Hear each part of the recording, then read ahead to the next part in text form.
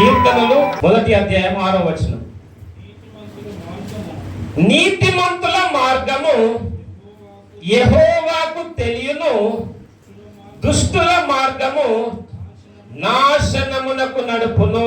హల్లెలూయా. మరొకసారి, నీతిమంతుల మార్గము యెహోవాకు తెలియను, దుష్టుల మార్గము నాశనమునకు నడుపును. హల్లెలూయా, హల్లెలూయా. ఈ యొక్క కీర్తనలో 1వ అధ్యాయంలో చూసినట్లయితే చాలా విషయాలు రాయబడి ఉన్నది. హల్లెలూయా.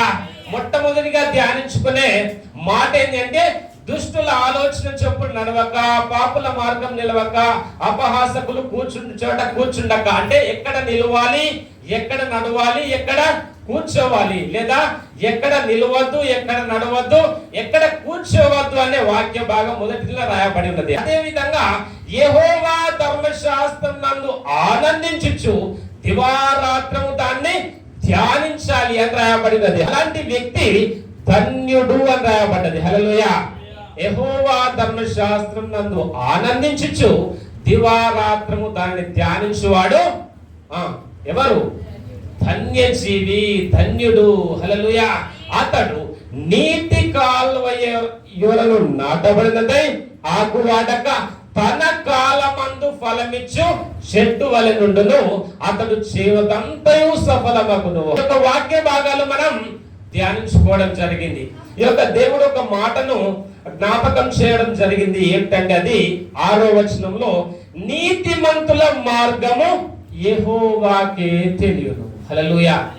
నీతిమంతుల మార్గము, నీతిమంతులు ఏ మార్గాన్ని కలిగి ఉన్నారు మనం ఆలోచన చేయాలి. దేవుడు యొక్క బైబిల్ గ్రంథంలో చూసినట్లయితే ఏమని రాయబడినది? ఎవరైతే యేసు ప్రభుని నోటితో ఒప్పుకొని వారి మనస్సులో నమ్మి విశ్వసించి దేవుని నమ్ముకుంటారో, దేవుని సంపూర్ణంగా విశ్వసిస్తారో వాళ్ళు నీతిమంతులు అని రాయబడినది. ఇంకొక భాగంలో రాయబడినది, యేసు రక్తం చేత కడగబడ్డ వాళ్ళు నీతిమంతులు, నీతిమంతురాలు. కాబట్టి నీతిమంతులుగా, నీతిమంతురాలుగా అంటే అనగా యేసు రక్తం చేత కడగబడి యేసు ప్రభు అని నోటితో ఒప్పుకొని ఆయన యందు విశ్వాసం ఉంచినప్పుడు మనం నీతిమంతులముగా, నీతిమంతురాలుగా దేవుని సన్నిధిలో ఉంటున్నాము. హల్లెలూయా. ఆ విధంగా నీతిమంతురాలుగా మనం ఉన్నప్పుడు దేవుని సన్నిధిలో ఎలాంటి మార్గంలో మనం ఉంటాము, ఆ మార్గం, మన యొక్క మార్గం ఏ విధంగా ఉంటుందో ఒక్కసారి ఆలోచన చేసినట్లయితే, ఒక్కసారి హోషేయ గ్రంథము 14వ అధ్యాయం 9వ వచనం చదవండి. నీతిమంతుల మార్గం అంటే ఏ మార్గాన్ని నీతిమంతుల మార్గం అంటామో ఒక మాట రాయబడినది అక్కడ. జ్ఞానులు ఈ సంగతులు వివేచింతురు, బుద్ధిమంతులు వాటిని గ్రహింతురు. ఏలయనగా యెహోవా మార్గములు చక్కనివి, నీతిమంతులు దానిని అనుసరించి నడుచుకొందురు. హల్లెలూయా. ఇక్కడ రాయబడి ఉన్నవి, నీతిమంతుల యెహోవా మార్గములు చక్కనివి, నీతిమంతులు దాన్ని అనుసరించి నడుచుకొందురు. హల్లెలూయా, హల్లెలూయా. ఈ మార్గాన్ని, ఈ మాటలు, ఈ విధంగా నడిచే విధానం ఎవరు చేస్తారు అని రాయబడినదంటే, జ్ఞానులు ఈ సంగతులు వివేచింతురు, బుద్ధిమంతులు వాటిని గ్రహింతురు. ఎందుకంటే ఏలైనగా యెహోవా మార్గములు చక్కనివి, నీతిమంతులు దాని అనుసరించి నడుచుకొందురు. ఈ మాటలో చూసినట్లయితే నీతిమంతుల మార్గము అనగా ఏ మార్గం? అది ఏ మార్గం? యెహోవా మార్గమే నీతిమంతుల మార్గము. హల్లెలూయా. యెహోవా మార్గాన్ని నీతిమంతులు నడుచుకుంటారు కాబట్టి, యెహోవా అనుసరించే మన దేవుడు యేసు ప్రభు అయితే ఏ మార్గాన్ని చూపించాడో ఆ మార్గమే నీతిమంతుల మార్గము. హల్లెలూయా, హల్లెలూయా. నీతిమంతులుగా, నీతిమంతురాలుగా మనం ఉన్నప్పుడు ఆటోమేటిక్ గా దేవుడే ఆ మార్గంలో నడిపిస్తాడు. అనగా దేవుని యొక్క మార్గమే నీతిమంతుల మార్గము. మన మార్గము ఏది మన మార్గం ఏదో ప్రత్యేకంగా వెళ్ళాలని కాదట. హల్లెలూయా. దేవుడు ఏ మార్గాన్నైతే కలిగి ఉన్నాడో అదే మన మార్గం, అదే నీతిమంతుల మార్గం. కాబట్టి ఆ నీతిమంతుల మార్గము అనగా దేవుని యొక్క మార్గంలో ఏముంటుంది అంటే ఒక మాట రాయబడి ఉన్నది. యెషయా గ్రంథము 26వ అధ్యాయము 7వ వచనం. ఈ యొక్క నీతిమంతుల మార్గము లేదా యెహోవా మార్గములో నడిచినట్లయితే మనకు లాభం ఏంటి, ఏ విధమైన లాభాలు మనం పొందుకుంటాము అంటే ఒక మాట రాయబడింది అక్కడ. నీతిమంతులు పో మార్గము సమముగా ఉండును, నీతిమంతుల త్రోవను నీవు సరళము చేయుచున్నావు. హల్లెలూయా.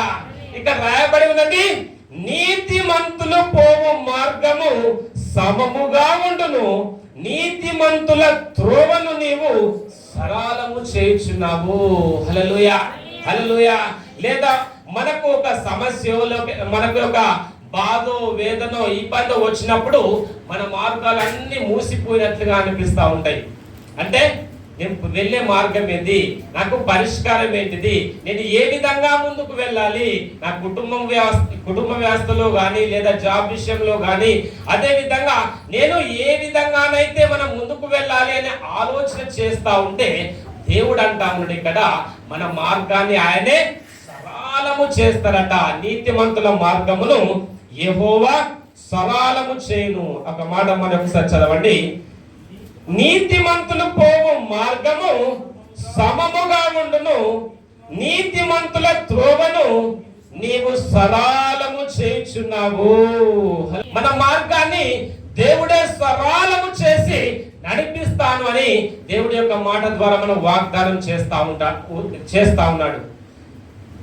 బైబిల్ గ్రంథంలో చూసినట్లయితే నిర్గమకాండంలో మోషే ఇశ్రాయేలు ప్రజలను నడిపించినట్టుగా మనం బైబిల్లో రాయబడి చదువుతూ ఉంటాం. ఇశ్రాయేలు ప్రజలు ఐగుప్తు దేశంలో ఉన్నప్పుడు ఆ ఐగుప్తు నుండి విడిపించడానికి దేవుడు ఒక వ్యక్తిని ఎన్నుకున్నాడు, ఆయనే మోషే. ఈ మోషే ద్వారా ఇశ్రాయేలు ప్రజలను విడిపించినప్పుడు వారు అరణ్య మార్గంలో నడిపించినట్టుగా బైబిల్లో రాయబడ్డది. అరణ్య మార్గంలో నడిపిస్తూ ఇశ్రాయేలు ప్రజలను నడిపించే క్రమంలో వారికి ఒకటి అడ్డుగా వచ్చిందట. ఏమడ్డుగా వచ్చింది? ఎర్ర సముద్రం అడ్డుగా వచ్చింది. ఎర్ర సముద్రం అడ్డుగా వచ్చినప్పుడు, దేవా నీవే కదా మమ్మల్ని విడిపించింది, నీవే కదా మమ్మల్ని నడిపించేది, మాకు అడ్డు వచ్చింది ఏంటి ప్రభువా?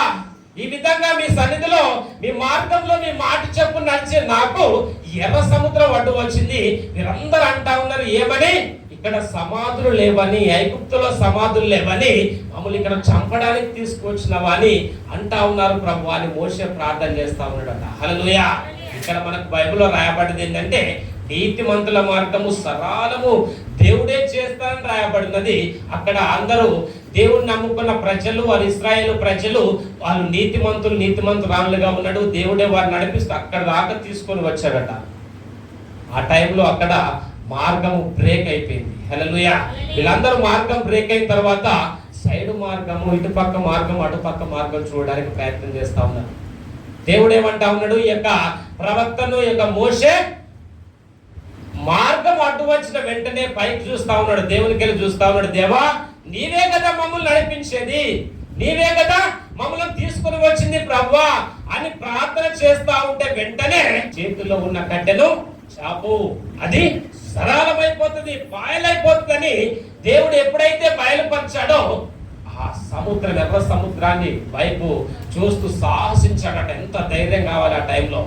చాలా ధైర్యంతో ఎర్ర సముద్రం అంతులు లేకుండా, కంచు మేర లేకుండా దేవుని యొక్క మాటను బట్టి ఆ కట్టెను చాపాడట. హల్లెలూయా. ఎప్పుడైతే ఆ విధంగా దేవుడు చెప్పినట్టు ఈయన చేశాడో ఆయన మార్గము తెరవబడ్డది, సరళమైపోయింది. నీతిమంతులు రహదారిలాగా అందులో నడిచినట్లుగా బైబిల్లో రాయబడ్డది. హల్లెలూయా. అనగా దేవుడు ఏదైతే నీతిమంతులైన మనకు మధ్యలో ఏదైనా ఆటంకాలు, అడ్డులు, శోధన, వేదన, ఏ సమస్య వచ్చినా ఇక నాకు మార్గం లేదు, నాకు త్రోవ లేదు అనే సమయంలో దేవుడే దాన్ని తెరచి మార్గాన్ని సరళం చేస్తాను అని రాయబడింది. హల్లెలూయా, హల్లెలూయా. కాబట్టి ఎలాంటి పరిస్థితుల్లో అయినా మనం ఎంత మాత్రమో సంకోచించకుండా దేవుడి యొక్క వాక్యాన్ని బట్టి, దేవుని యొక్క మాటను బట్టి మనం ముందుకు వెళ్ళినట్లయితే మన మార్గముని దేవుడే సరళం చేస్తా ఉంటాడు. హల్లెలూయా. అదే విధంగా రెండవది ఇంకొక మాట చూసినట్లయితే సామెతలు 4వ అధ్యాయం 18వ వచనం చదవండి ఒకసారి. సామెతలు 4వ అధ్యాయం 18వ వచనం. పట్టపగలకు వరకు వేకువ వెలుగు తేజరిల్లునట్లు నీతిమంతుల మార్గము అంతకంతకు తేజరిల్లును. హల్లెలూయా, హల్లెలూయా. మరొకసారి అదే మాట. పట్టపగలకు వరకు వేకువ వెలుగు తేజరిల్లునట్లు నీతిమంతుల మార్గము అంతకంతకు తేజరిల్లును. హల్లెలూయా, హల్లెలూయా. నా వైపు పట్టపగలయ్యేంత వరకు ఉదయకాలంలో ఏ విధంగానైతే వెలుగు వచ్చి పగలంతయు వెలుతురునిస్తా ఉన్నదో ఆ విధంగా నీతిమంతుల యొక్క మార్గము తేజరిల్లుతుంది అని రాయబడ్డది. నీతిమంతులుగా మనం దేవుని సన్నిధిలో యథార్థంగా నమ్మకంగా జీవించిన మనకు మన మార్గము మనకు తెలియకుండానే సరళమైతుంది. అదే విధంగా తేజరిల్లుతుందంటే దేవుడు మన మార్గాన్ని తేజరిల్లే విధంగా, మనం ఇతరులకు కనబడే విధంగా, ప్రత్యక్షమయ్యే విధంగా, మనము షైన్ అయ్యే విధంగా దేవుడే మన మార్గాన్ని తేజరిల్లా చేస్తారట. హల్లెలూయా, హల్లెలూయా. ఏ విధంగా అంటే ఒక్కసారి ఎగ్జాంపుల్ చెప్తే మీకు అర్థమవుతుంది. ఒక ఉదాహరణ, ఎస్తేరు గ్రంథంలో ఒక మాట రాయబడినది.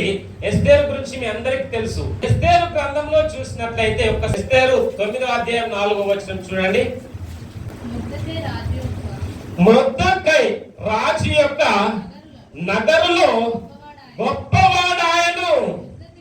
ఈ మొర్దెకై అనువాడు అంతకంతకు గొప్పవాడగుట చేత అతని కీర్తి సంస్థానములన్నింటి యందు వ్యాపించెను.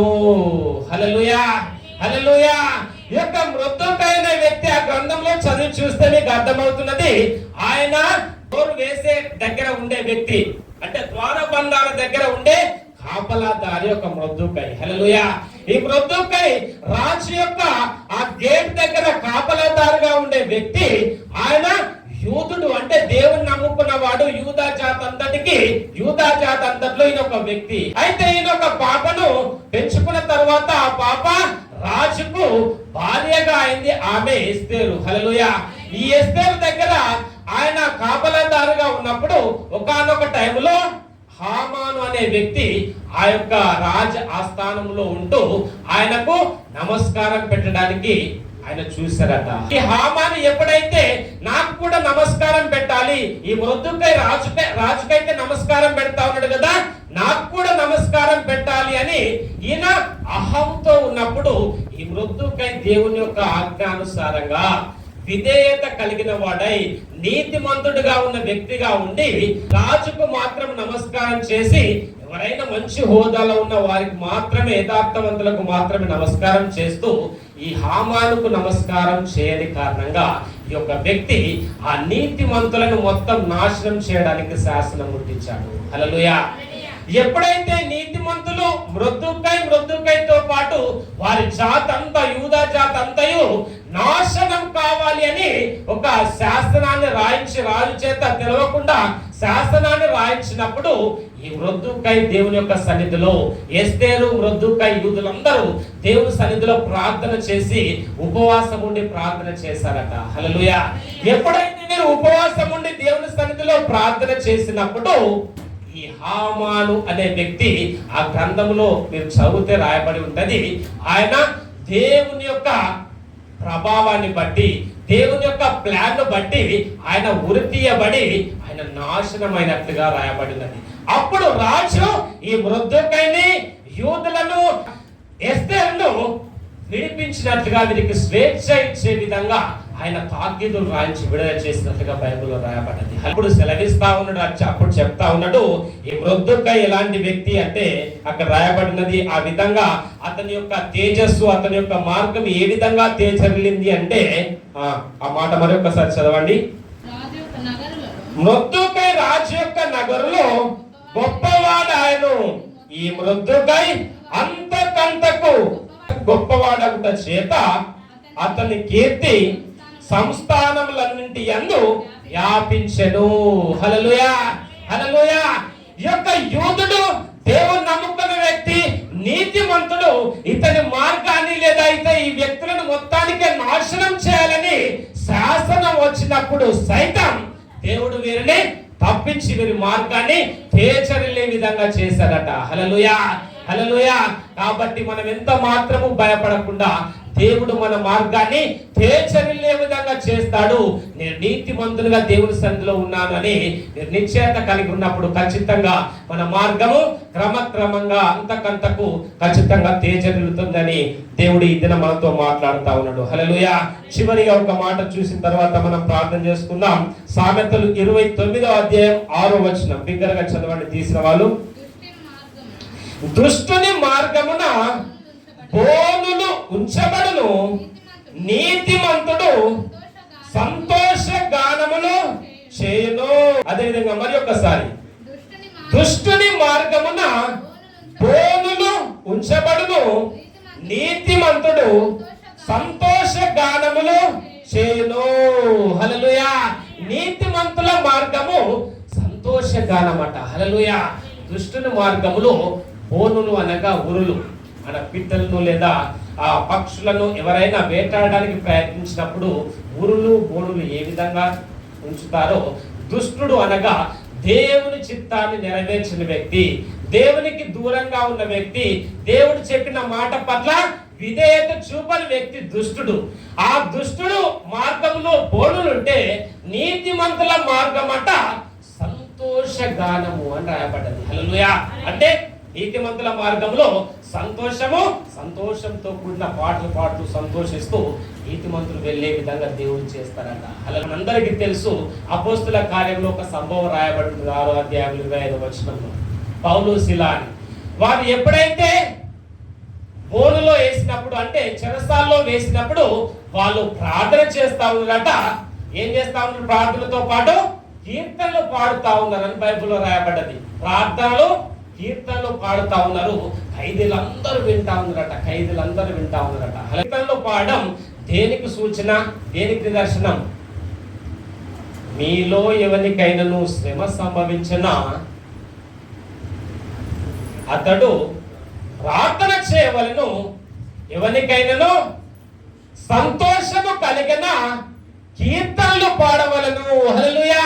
కీర్తనలు పాడడం దేనికి గుర్తు అంటే సంతోషానికి గుర్తు. కాబట్టి వీళ్ళు చెరసాల్లో ఉన్న సంతోషంగా కీర్తనలు పాడినట్లుగా బైబిల్లో రాయబడ్డది. హల్లెలూయా. వీరు నీతిమంతులుగా ఉన్నారు, సువార్త ప్రకటిస్తా ఉన్నారు. వారు మార్గంలో వారికి విరేంద్రులైన వ్యక్తులు చెరసాల్లో ఉంచినప్పుడు సైతం వారు కీర్తనలు పాడుతూ సంతోషించినప్పుడు దేవుడు ఒక్కసారిగా ఆ చెరసాల బంధకాలను విడిపించినట్టుగా బైబిల్లో రాయబడ్డది. చెరసాల బంధకాలు తెంపబడి భూకంపము కలిగి చెరసాలన్నీ విడిపోయి వారి మార్గాన్ని దేవుడే సరళం చేసి సంతోష గానాలు చేసే విధంగా వారిని చేశారట. హల్లెలూయా. కాబట్టి ఖచ్చితంగా మనం దేవుని సన్నిధిలో నీతిమంతులుగా మనం ఉన్నప్పుడు నీతిమంతుల మార్గము ఏ విధంగా ఉంటుంది అంటే, నీతిమంతుల మార్గం అంటే దేవుని మార్గమే నీతిమంతుల మార్గము. కాబట్టి ఆ నీతిమంతుల మార్గము మొట్టమొదటిగా సరళముగా చేస్తాడు దేవుడే. రెండవదిగా నీతిమంతుల మార్గము అంతకంతకు తేజరిల్లే విధంగా దేవుడే చేస్తాడు. చివరిగా చూసినట్లయితే నీతిమంతుల మార్గము సంతోష గానములతో ఉంటుంది. కాబట్టి దేవుడు ఆ విధంగా మన నీతిమంతులైన మన యొక్క మార్గాన్ని ఆ విధంగా చేయబోతున్నాడు. కాబట్టి ఈ మాటలు మన హృదయంలో ఉంచుకొని మన అందరం ప్రార్థన చేసుకుందాం. అందరం అదే విధంగా లేచి నిలబడి, ఎవరి స్థానంలో వారు లేచి నిలబడి చిన్న ప్రార్థన. స్తోత్రం స్తోత్రం స్తోత్రం స్తోత్రం తండ్రి, మీకు వందనాలు. ఈ దినం మాతో మాట్లాడిన ప్రతి మాటను బట్టి మీకు వందనాలు చెల్లిస్తున్నాము తండ్రి ప్రభువా. నీకు వందనాలు ప్రభువా, నీకు స్తోత్రం. నీతిమంతుల మార్గము యెహోవాకు తెలియని అంటున్నావు తండ్రి ప్రభువా. నీతిమంతుల మార్గాన్ని సరళం చేస్తారని సెలవించిన దేవా మీకు స్తోత్రం. నీతిమంతుల మార్గము అంతకంతకు తేజరిల్లును అని సెలవించిన దేవా నీకు వందనాలు. నీతిమంతుల మార్గములు సంతోష గానం ఉంటుంది అని సెలవించిన దేవా మీకు వందనాలు ప్రభా. ఆ విధంగా ప్రభా నీకు స్తోత్రం. వాక్యం విన్న ప్రతి ఒక్కరిని ఆ విధంగా మార్చండి, మార్గాన్ని సరళము చేయమని ప్రార్థిస్తున్నాను ప్రభా. అంతకంతకు తేజరిల్లే విధంగా నీతిమంతురాలైన ప్రభా వాక్యం విన్న ప్రతి ఒక్కరిని తేజరిల్లింపజేయండి తండ్రి ప్రభా. సంతోష గానములు చేస్తూ మీ సన్నిధిలో ముందుకు సాగే కృపదయ చేయమని, వాక్యం ప్రతి హృదయంలో నుంచి ఫలింపచేయమని, ప్రతి విషయంలో మీకే మహిమ ఘనత ప్రభావాలు చెల్లిస్తూ యేసు నామములో ప్రార్థిస్తున్నాము తండ్రి. ఆమేన్, ఆమేన్, ఆమేన్.